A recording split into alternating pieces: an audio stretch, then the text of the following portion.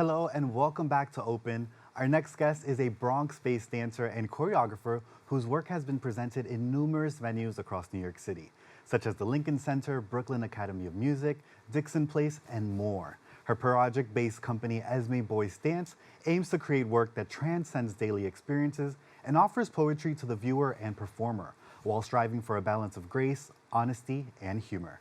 Throughout their work is a theme of transformation, of using movement to change perception and challenge compositional assumptions while incorporating music, sculptural form, image, and dance elements. Joining now to share more is dancer and choreographer Esme Boyce. Hello. Thank you so much for having me. Yeah, I know you mentioned your first time at BronxNet. Well, welcome. Thank you. How are you feeling today? Great. Thank you for having me. Oh, no, thank you so much for being here. Now, I was telling you, I am a huge fan of dance, was a dancer before, so I know you went to Juilliard, obviously the Ailey School as well.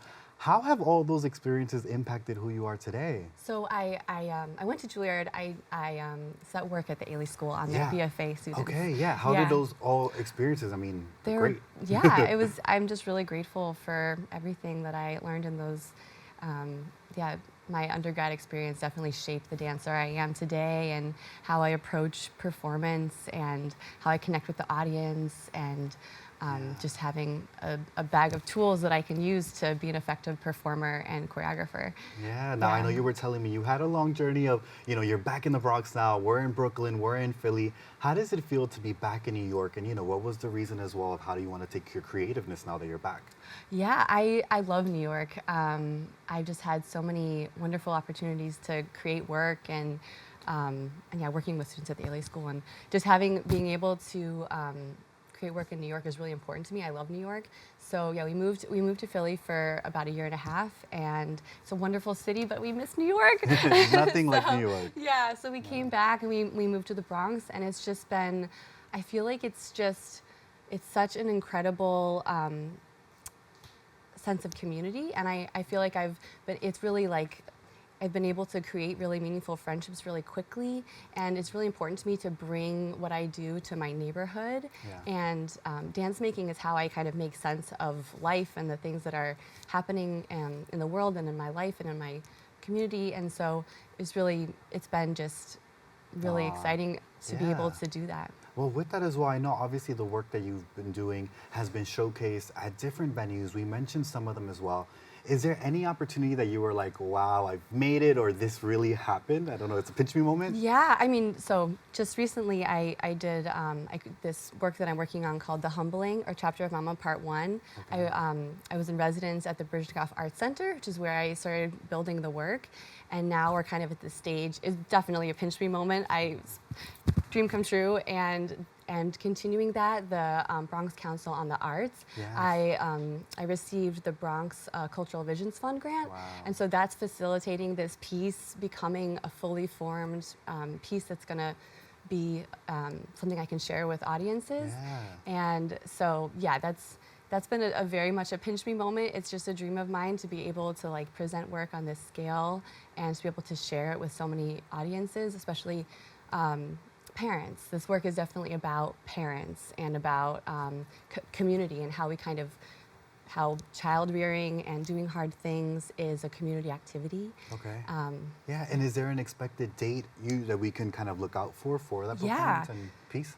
Yeah, so there's going to be a performance at Arts on Site on May 26th, and I'm also in the final kind of figuring out the dates for the Bronx performances. Okay. I'm trying to share it with as many audiences as possible because my child is in it and he's rapidly growing up.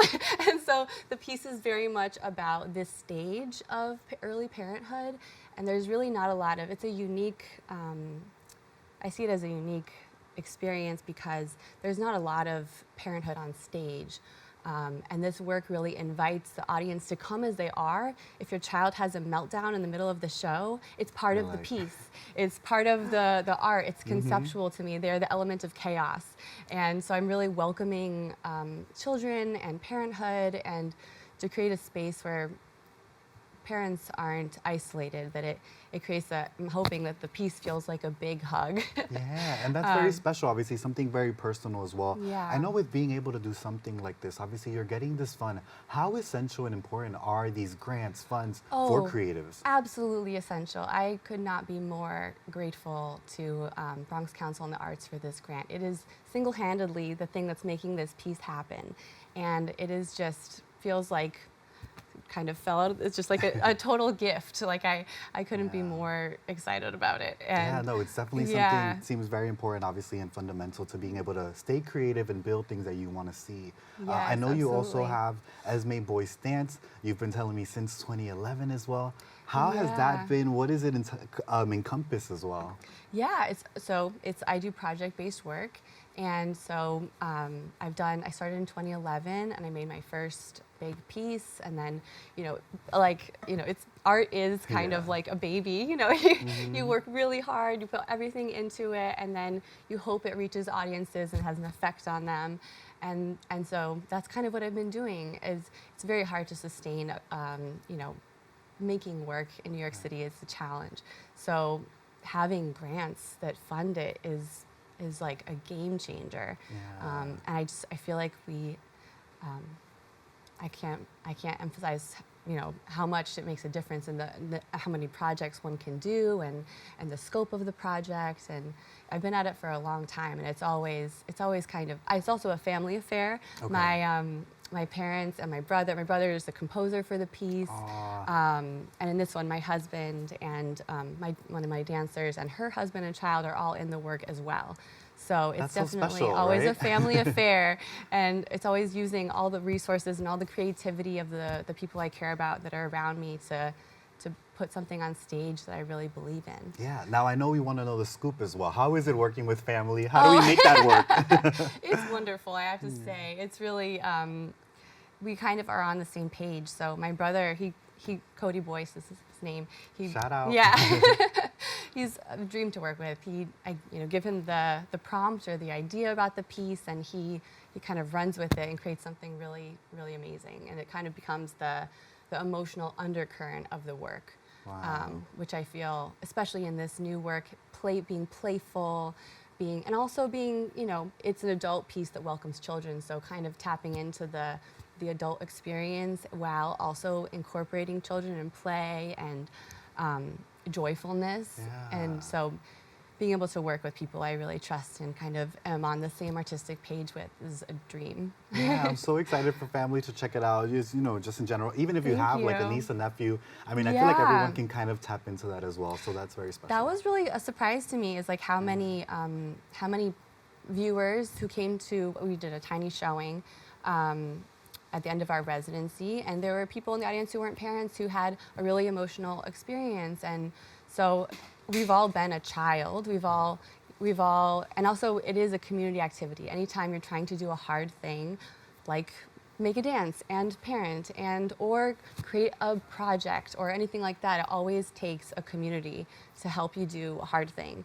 And so that's kind of what I'm trying to create on stage, put things on stage that I want to see in the world. Yeah. Now I know, of course, you are working on so many different projects, and I want to get to one that is performing. You're like performing in it soon as well. It's Megan Williams' "Smile Though Your Heart Is Aching." What can you tell us a little bit about what that is? So Megan is very special to me. I love her very much, and it's really just a total honor to dance for her. And so this project we were supposed to premiere in March 2020, and it didn't happen. Like a lot of things, right? Yeah. So now we're performing it, and it's a total pleasure to dance for her, and the work means a lot to all of us. And it's about kind of, again, doing a hard, persevering, and about living fully, and about being in pain and continuing to find joy. To me, that's what it's about. And it's to live music by Yves Beglarian, who's a really interesting composer. And it's got, the live music is such a joy to dance to live music. Such a special component as well. Yes, it really brings the whole space alive. And the dancers are all phenomenal. It's going to be performed at Mark Morris Duffy Space April 5th, 6th, and 7th.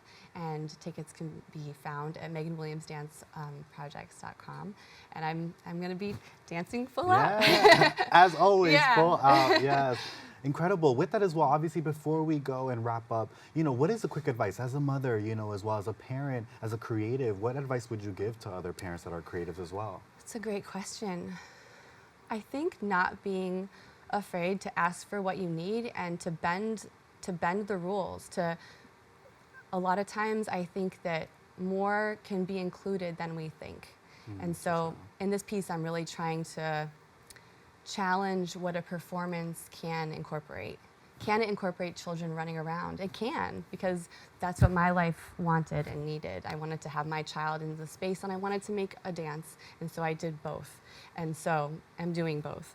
And so I think just kind of challenging the assumptions around what you can do and just going for it. Yeah, such a great lesson. And I love that you also said it and you took it back and you were like, I am doing both. Yes, That's an affirmation it's an in ongoing, itself. ongoing, Awesome. ongoing process. Well, thank you so much, Esme Boyce, dancer and choreographer. Make sure to catch Esme performing in Megan Williams' Smile Though Your Heart Is Aching, with performances happening tonight and also Saturday, April 6th and Sunday, April 7th at 7:30 at James and Martha Duffy Performance Space at Mark Morris Dance Center located at 3 Lafayette Avenue in Brooklyn. For tickets, visit markmorrisdancegroup.org, and for more on Esme, visit esmeboycedance.com. Stay tuned, more open when we return.